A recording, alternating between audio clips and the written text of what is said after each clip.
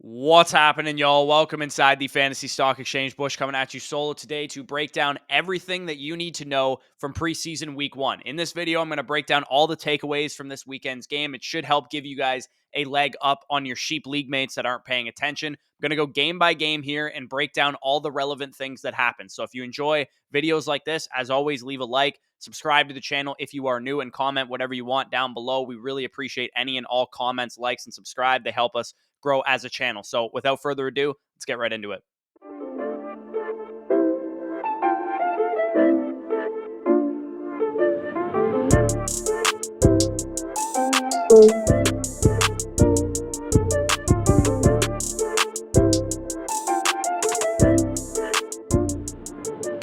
Okay, so two games on Thursday. We're going to start with Thursday's games. Pats versus Giants. There wasn't much to showcase on the Patriots side. They pretty much rested everybody. But on the Giants side of things, we did see a couple things that we wanted to see. Number one, Saquon Barkley looked like he's healthy. He, was out there running and cutting and, running routes. And on just 12 snaps, he ran 7 routes for the Giants. So it looks like Saquon Barkley's back on the field, back healthy. Not that we didn't already know that, but it's just nice to see it firsthand. With Sterling Shepard on ice as well, we saw Wan'Dale Robinson, the rookie second-round pick out of Kentucky, have the first crack at the starting slot wide receiver role. Now, Kadarius Toney wasn't out there playing, and Kenny Golladay is probably going to be the primary outside guy, him and Toney, but Wan'Dale Robinson should have a chance to at least be on the field week one as a starting slot receiver for the Giants. Probably not going to be a 90% snap share guy, but should get 60, 70, 80% of the snaps at the beginning of the season. And this Giants offense actually looked a little bit fun too, with Brian Daboll calling the shots. Didn't look as archaic as what we saw with Jason Garrett and company last year. So that was definitely good news for the Giants. On to the next game, which was Ravens versus Titans. There wasn't really anything to take away from the Baltimore Ravens side of things. Really, the most interesting thing from the Ravens side of things is the fact that J.K. Dobbins did not play in this game. They pretty much rested everybody, but I'm going to need to see J.K. Dobbins play preseason games before I feel comfortable drafting the guy, because even though he's passing physicals and he came off the PUP list, I want to see him play either this week or next week to feel comfortable drafting this guy in round 4, round 5, round 6, where he currently goes, because, if he's coming off of an injury and he's not able to get on the field until week 1, I'm going to be hesitant to draft him. And in that area of the draft, I'm probably just going to pivot to a wide receiver. But on the Titans side of things, there was a couple big fantasy takeaways. Number one, first round wide receiver Treylon Burks was not getting the start. And this was despite Robert Woods and Nick Westbrook-Ikhine being off the field and getting the night off. So the fact that they didn't even start Treylon Burks without 2 of their starting wide receivers on the field. They started Dez Fitzpatrick, who was a 4th rounder last year, Racey McMath, and then Kyle Phillips in the slot in 3 wide receiver sets. So this coaching staff is making Burks earn it, which should be no surprise to anybody, because in A.J. Brown's rookie season, A.J. Brown didn't get over 70% of the offensive snaps until week 10 of his rookie season. We're talking about A.J. Brown here, one of the best receivers in the league, and he was very good as a rookie too, and they didn't give him the job right away. I think Treylon Burks, he's a guy that I kind of like in the middle rounds, but at the same time, I think this is going to be a dude that ends up maybe on waiver wires by the mid-season point, because Treylon Burks is not a guy that I expect to be on the field out there in 2 wide receiver sets, even 3 wide receiver sets to begin the season right from the jump. Maybe I could be wrong. We'll see how the rest of the preseason plays out. But for the most part, Treylon Burks is a guy that I'm going to start to back away from, who was a guy I was initially targeting, late in drafts, because I thought, the opportunity would be there. But I think this coaching staff is going to make him earn his snaps, and it's not looking like he's going to have anything given to him. And then with Derrick Henry and Dontrell Hilliard resting, we also saw Julius Chestnut get the start at running back instead of Hassan Haskins. So something to monitor there. If anybody was thinking of taking Hassan Haskins late in drafts as a handcuff to Derrick Henry, might be something to monitor and see who actually the handcuff might be. So let's move on to Friday's games, where we have the Falcons versus the Lions. DeAndre Swift was doing his thing. Amon-Ra St. Brown was looking like the second coming of, prime Jarvis Landry or early career Cooper Kupp. I could give a rat's ass, to be honest, that Amon-Ra St. Brown did it without Swift and Hawkinson on the field last year. The bottom line is he did it, and he's a great player, and those other guys are good players as well. But this dude is going to lead the Lions in targets this year, and I think this guy could have a legitimate 140, 150 target season.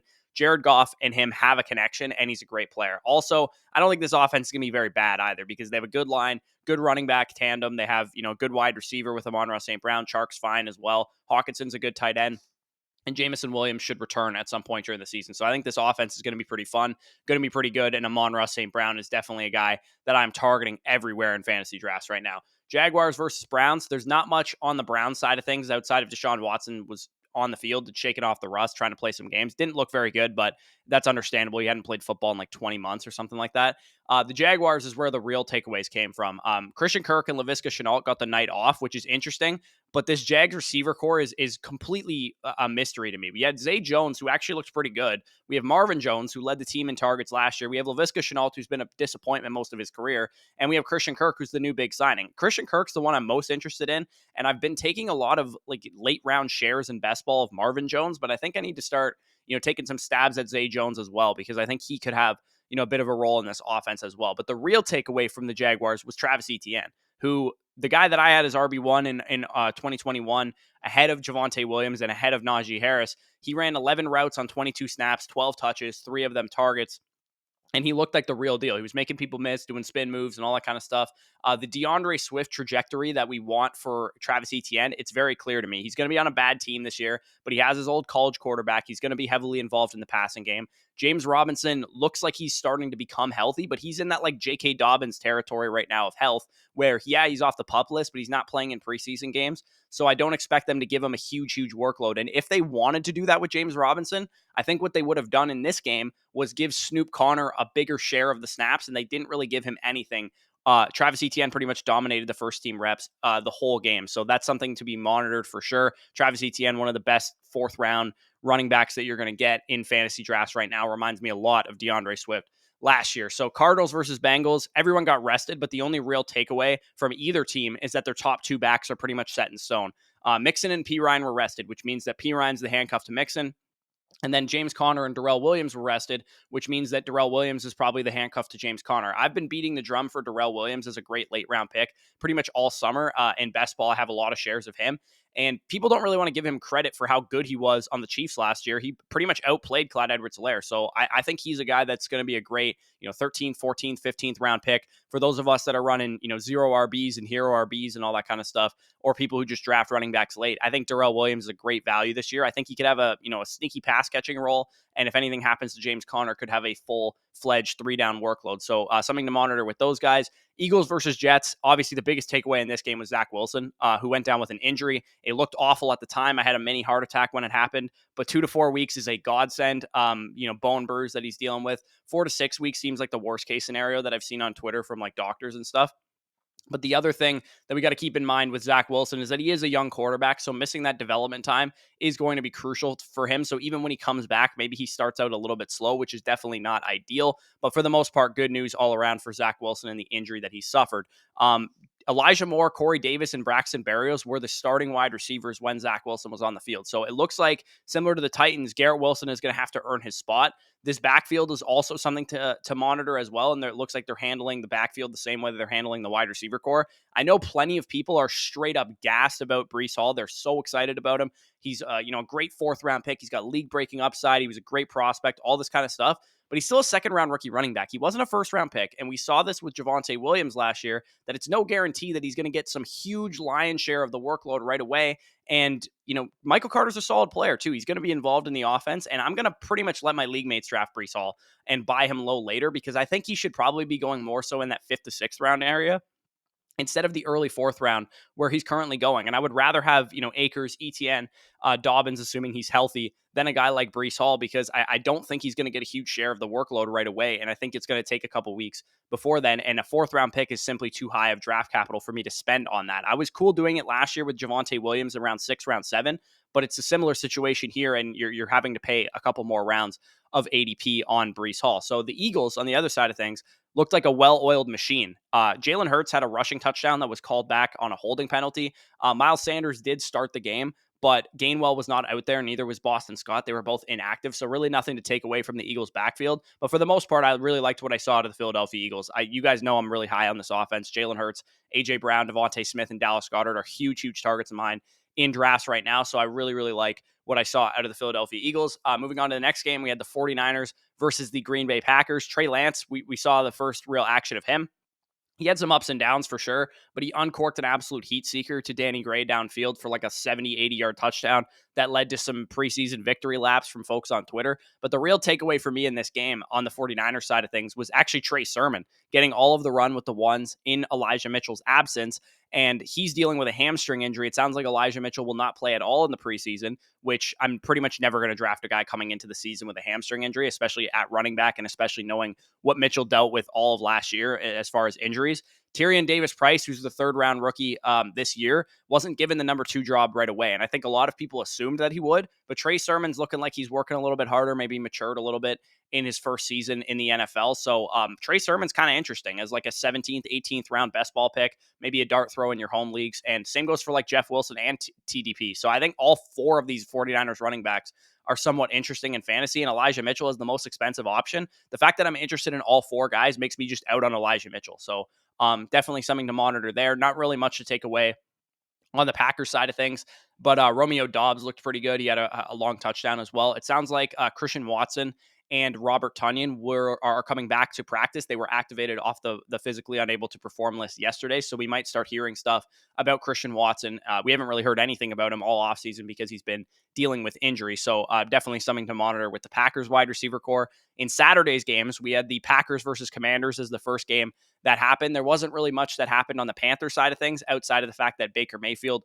got the starting role right away. And it looks like in the event of injury, Chuba Hubbard is going to be the primary ball carrier, and Deontay Foreman will be the pass catching back in this offense. But there was a lot to unpack on the Commanders side of things. Number one, unlike Treylon Burks and unlike Garrett Wilson, there is absolutely no shortage of snaps for Jahan Dotson. The first-round rookie wide receiver, 16th overall pick, Jahan Dotson outsnapped and ran more routes than Curtis Samuel and Terry McLaurin on the field with the first team. So he is clearly a starting wide receiver for this team. He's got every opportunity to pay off at his late-round ADP, and he's going to be one of my biggest sleepers this year. Once I get to my sleepers video in early September, I have no doubt in my mind Jahan Dotson will be in that video. And number 2 was that Antonio Gibson, man.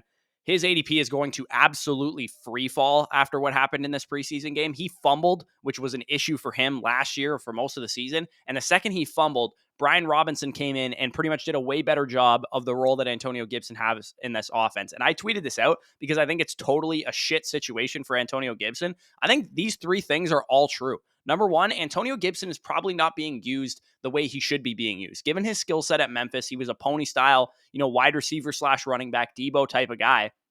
He's being used as like an inside the tackles banger first and second down guy, which is not his regular skill set. Number 2, that role that they're using him in is probably better suited for Brian Robinson, and Antonio Gibson's probably not the greatest fit for that role. And number 3, even though Antonio Gibson isn't the greatest fit for the early down role, he's probably not the best back on his team for the third down role either, because J.D. McKissic is probably a better pass catcher, slot flanker, pass protector than what Antonio Gibson is for the Commanders. So he's kind of just like in no man's land in this backfield right now. It's not that I don't think he's going to be the starting running back and the guy that should be going the highest in drafts. I do, but it's not ideal that the other guys behind him have like better skill sets for what they want to do in this offense. So something to monitor with Gibson. I would love if he got traded. I don't know where he would go. That would be better than where he's currently at. But I do think where he's currently at is not using him to his fullest potential right now. So we can move on to the next game, which is Chiefs versus Bears. There wasn't really a ton going on in this game, but the Chiefs backfield was something to monitor because we've heard a lot about Isaiah Pacheco and Clyde Edwards-Helaire and these guys. Pacheco and McKinnon will be where I take my dart throws on this offense and this backfield because I don't believe in CEH. You guys know that. I'll just take the cheapest option here, but CH does still look like the leader in the clubhouse. On the Bears side of things, with David Montgomery out for this game, just not playing, getting the night off, Khalil Herbert received every single snap with the first team. So we knew that he was Montgomery's handcuff already with some sneaky, maybe some standalone appeal as well, but it's definitely confirmed here. He is the clear 100% handcuff to David Montgomery. I think he's one of the best values in drafts right now because I really don't see a huge difference between him and the other high-end handcuffs like Madison and those guys who go a little bit ahead of him right now. So the Colts and Bills, next game that we have here, nothing really relevant came from the guys who played for the Bills. The takeaways came from the guys who didn't play for me. Devin Singletary, for one, got the night off, and Zach Moss and James Cook both played. So it seems like Devin Singletary is the clear-cut number 1 back in this backfield, and he's kind of been forgotten about. Devin Singletary closed out the season last year with 7 straight games of 70% plus of the offensive snaps for this team. And he was like 90, 100% in like 5 of those games. So for a guy who like never gets goal line work is why everybody hates Devin Singletary, because he's not going to get pass catching work with James Cook there. He's not going to get goal line work with Josh Allen as the quarterback, but he had as many goal line carries last year, 5, as Nick Chubb did. And he had more red zone touches, 45 to 42, than Nick Chubb did. So he might not get a huge share of red zone work relative to the rest of the players in his backfield, including his quarterback. But because this offense is so good, he's still going to get a decent amount of red zone work when they do decide to use him in the red zone. And he got the night off Saturday, like I said, with Cook and Moss still playing. So he's not a guy that I love, but in the 8th, 9th, 10th round, I definitely think you could do worse. And those of you guys that are running, hero RBs and zero RBs, I think he's a great ambiguous backfield target to go after, because everybody's excited about the rookie James Cook. Everybody's forgetting about Devin Singletary. And I think he's going to have a role, especially early in the season when you need those, zero RB guys to pay off early for you, because as the season goes along, it gets easier and easier to find running backs. But at the beginning of the season, Singletary seems like a guy that can occupy a RB slot for those of you guys running very fragile builds. And then Isaiah McKenzie is the other guy that I had the big takeaway about as well, because he didn't play in this game. He got the night off, and Jamison Crowder did play. So it sounds like he is the leader in the clubhouse for the slot receiver role in this offense, and another guy that I think is a great late round sleeper in this offense as well. So we can move on to the Steelers versus Seahawks. The only 2 big takeaways were the 2 rookies. George Pickens lit the fuck out of Twitter. Everybody was super excited about him. He had a great toe-tapping grab in the back of the end zone. I'm not adjusting my priors on George Pickens yet. You guys know I was not high on George Pickens. I thought he was one of the most overrated prospects in the draft, but he did look good. I'll give him that. He's a good late round sleeper pick because he looked good, and he is promising rookie with some upside, but I don't think he's a guy that I'm going to be raising a ton in my rankings. Kenneth Walker on the Seahawks side of things, he spent time splitting time with Travis Homer as the primary running back there, with Rashad Penny not playing. Kenneth Walker is kind of in the similar boat to Breece Hall. I just don't think he's going to get a huge workload early on in the season, and for that reason, I'm probably not going to be too in on him. Even though he's going later than Breece Hall, I don't think he's even worth that pick that he's going. I'd rather have Singletary, I'd rather have Cook, I'd rather have Ramondre, I'd rather have Madison, I'd rather have guys like that in that area of the draft. So the Seahawks also rested, which was really weird. They rested Will Dissly, who they extended this offseason and was one of the quietest extensions I've ever seen. And they didn't rest Noah Fant. So is Will Dissly the starting tight end here? And if so, I don't think we should really be drafting Noah Fant very, very high, knowing that is the case. At least that's the way the Seahawks are looking at the situation. So we can't assume Ratchetable coaching here. We know that Noah Fant is a great athlete and a great player, but if the Seahawks think Will Dissly is the better tight end, then they're going to play Will Dissly more often than Noah Fant. And we're going to be disappointed with the late round pick that we spent on Noah Fant as well. So Buccaneers versus Dolphins, like literally nothing happened. Neither team played any starters. I suppose Rachaad White was the only thing to look at in this game, but he seems a bit buried on the depth chart. Even though Leonard Fournette didn't play, Gio Bernard was the guy that got the second team snap. So not ideal for Rachaad White. He's probably going to have a bit of an uphill climb in this backfield. Saints versus Texans, probably the biggest buzz of any of the rookies, the late round guys, was Dameon Pierce this week. If you guys were following the channel in the offseason, you guys know that I had Dameon Pierce as my RB5 in the class. I had him rated above Rachaad White, above Brian Robinson, above some of the other guys that went ahead of him, Zamir White and stuff like that. I think he looked great in this game. I rewatched it. He's explosive. He's elusive. And the big takeaway, obviously, is that he wasn't running with the first team, which is something that we need to see out of him. But we did see John McClain, who's like the leading Houston Texans beat reporter. He tweeted out, if rookie Dameon Pierce is not starting the first game against the Colts, the Texans are not putting their best lineup on the field. So he believes, he's watched every single practice. He's also been covering the NFL since I was a fucking speck in my dad's nutsack. Like, this guy's been around for a long ass time. And Dameon Pierce to him is clearly the best running back on this team. So something to be aware of going into the preseason game 2 and preseason game 3. We want to see Dameon Pierce get more run with the first team, because if he does, he could be a great late round sleeper running back that could hit. And he was a good prospect. Graham Barfield loved him in yards created. He just didn't get a lot of work in college. And that's, a bad and a good thing, because number one, he doesn't have a lot of tread on his tires. But number two, we don't know how well he can handle a full workload. So we'll have to see how that plays out. But I do really like what I saw out of Dameon Pierce in this game. Chris Olave on the Saints side of things was another guy that we should have been paying attention to. He played all the snaps with the starters, but Jarvis Landry and Michael Thomas got the night off. So I don't really know what to take away from that. We'll have to see what happens when they're all on the field. But either way, it's nice to know that he's at least the third receiver on this team, right in line, because we didn't see at least what we saw to Treylon Burks with Chris Olave. So Dallas versus Denver, again, not much to take away from this game. Both teams rested all their starters.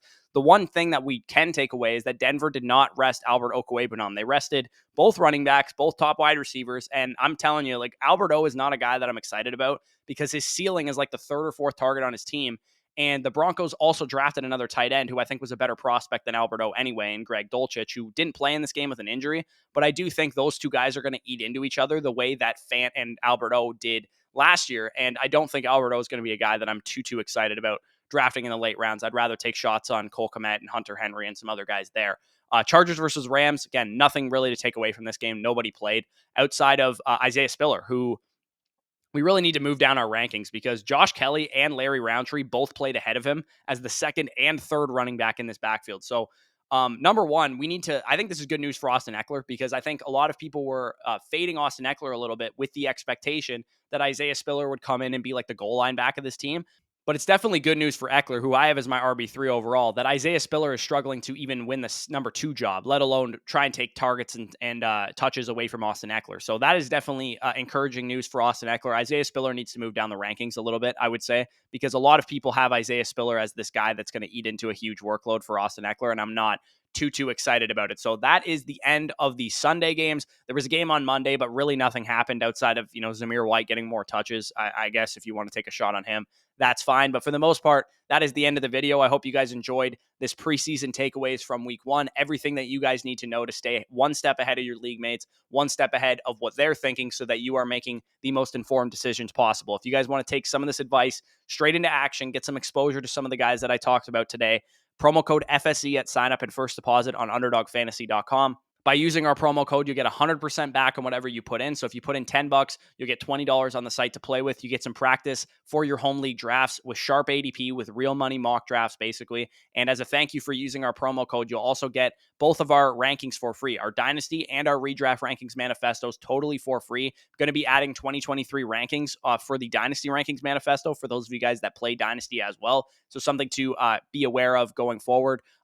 So check out Underdog Fantasy, promo code FSE, like I said, if you want to get some practice. A ton of available information on Patreon as well. For those of you guys that want some extra content, link is down below for that, patreon.com/fantasy stock exchange. But with that being said, peace out, and I'll talk to you soon.